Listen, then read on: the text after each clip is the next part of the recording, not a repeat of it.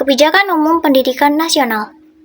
Kebijakan pendidikan merupakan kebijakan pendidikan yang ditujukan untuk mencapai tujuan pembangunan negara dan bangsa di bidang pendidikan sebagai salah satu dari tujuan pembangunan negara bangsa secara keseluruhan.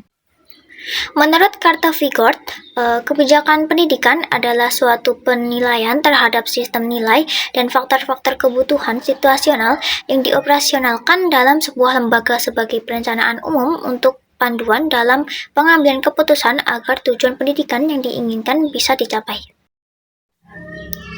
Selanjutnya, jenis-jenis lembaga pendidikan. Jenis-jenis lembaga pendidikan dapat dibagi berdasarkan berbagai kriteria seperti jenjang pendidikan, kepemilikan, atau kurikulum yang digunakan. Jenis-jenis lembaga pendidikan dibagi menjadi 3, yaitu pendidikan formal, pendidikan non-formal, dan pendidikan informal. Menurut Undang-Undang Nomor 20 Tahun 2003, pendidikan formal adalah jalur pendidikan yang terstruktur dan berjenjang yang terdiri atas pendidikan dasar, pendidikan menengah, dan pendidikan tinggi. Supriyanto mendefinisikan pendidikan formal adalah pendidikan belajar yang disengaja baik oleh warga belajar maupun pendidikannya di dalam suatu latar yang terstruktur sekolah.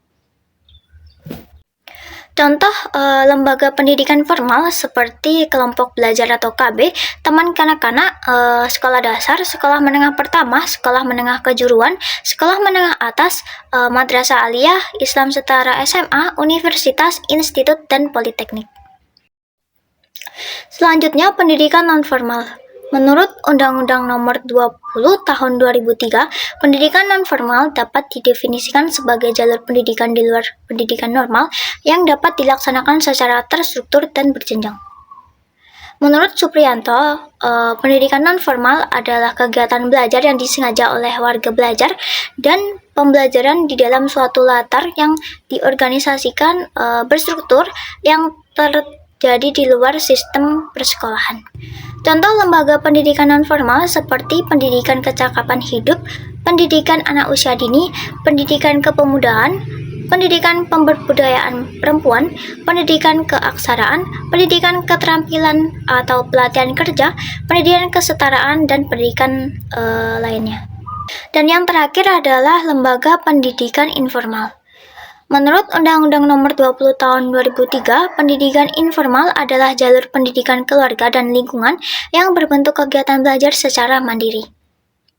Menurut Supriyanto, pembelajaran informal adalah pendidikan di mana warga belajar tidak sengaja belajar dan pembelajaran tidak sengaja untuk membantu warga belajar. Pendidikan informal adalah jalur pendidikan keluarga dan lingkungan berbentuk kegiatan belajar secara mandiri yang dilakukan secara sadar dan bertanggung jawab. Hasil pendidikan informal diakui dengan pendidikan formal dan non-formal setelah peserta didik lulus ujian sesuai dengan standar nasional pendidikan. Struktur tata organisasi pendidikan nasional. Yang pertama, yaitu sentralisasi. Seluruh wewenang terpusat pada pemerintahan pusat untuk melaksanakan kebijakan-kebijakan yang telah digariskan menurut undang-undang. Sentralisasi adalah di mana sebuah kebijakan dan keputusan pemerintah daerah dihasilkan oleh orang-orang yang berada di pemerintahan pusat, sehingga waktu untuk memutuskan suatu hal menjadi lebih lama. Yang kedua, desentralisasi. Negara yang menganut sistem ini, pendidikan bukan urusan pemerintahan semata. Akan tetapi, pendidikan merupakan tanggung jawab pemerintah daerah dan rakyat.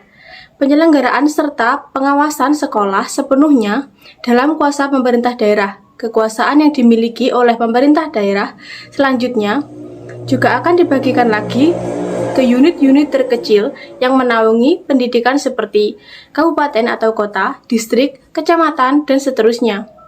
Dan tiap daerah diberikan otonomi yang luas. Budaya organisasi di Kemendiknas dan Kemenak.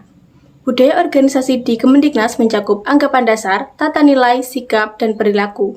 Sementara budaya organisasi di Kementerian Agama meliputi integritas profesional, inovasi, tanggung jawab, dan juga keteladanan.